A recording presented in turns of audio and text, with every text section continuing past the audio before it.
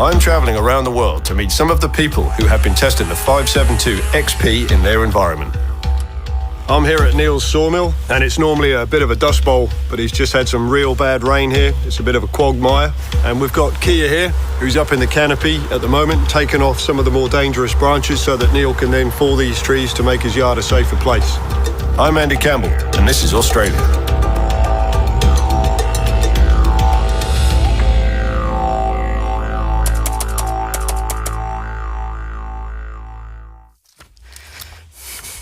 So today we've come to Neil's sawmill. He just needs to get some branches down that he's concerned about that have dropped some smaller limbs off them. So he's asked me to come in and prune a few branches. So that's my job here today. But he's also going to fell this tree shortly. So we'll get that on the deck and hopefully make the site a bit safer all round. My name is Kia. I've been an arborist for about 18 years. Most of my work is based in Australia, generally speaking in Victoria. Wonderful trees, quite a broad range, deciduous evergreen trees, small, large trees, pruning, removals. It's very interesting work, keeps me busy, and I've enjoyed every year.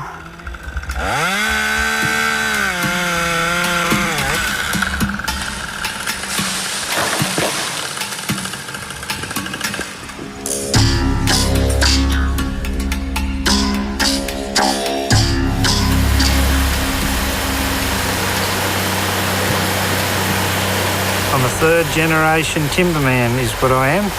My father and his father before him were sawmillers.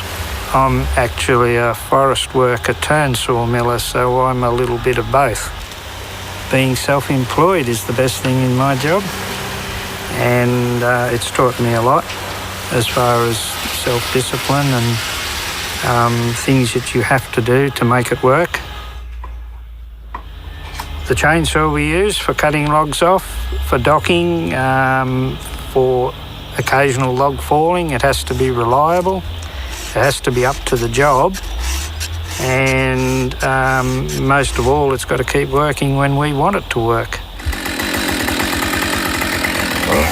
We've had a lot of success with the Husqvarna product over the years, and I'm very happy with it.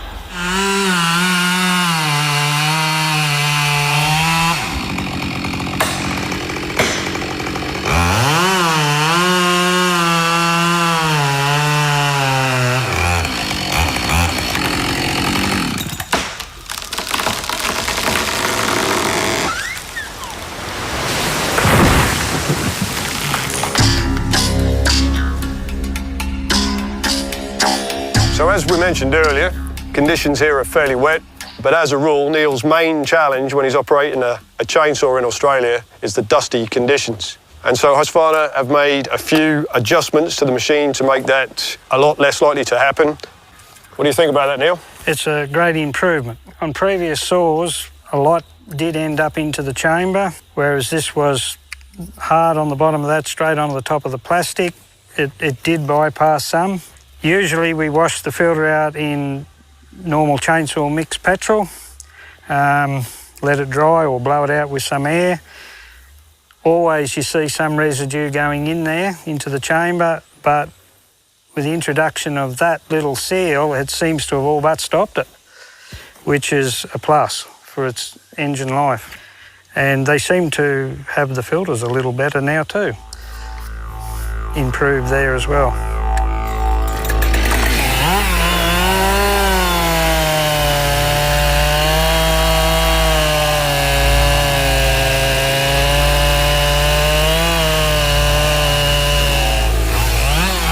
Although hot and dusty turned out to be hot and muddy, Neil seems to be satisfied how the 572 XP performed in these conditions. Oh, can I go now?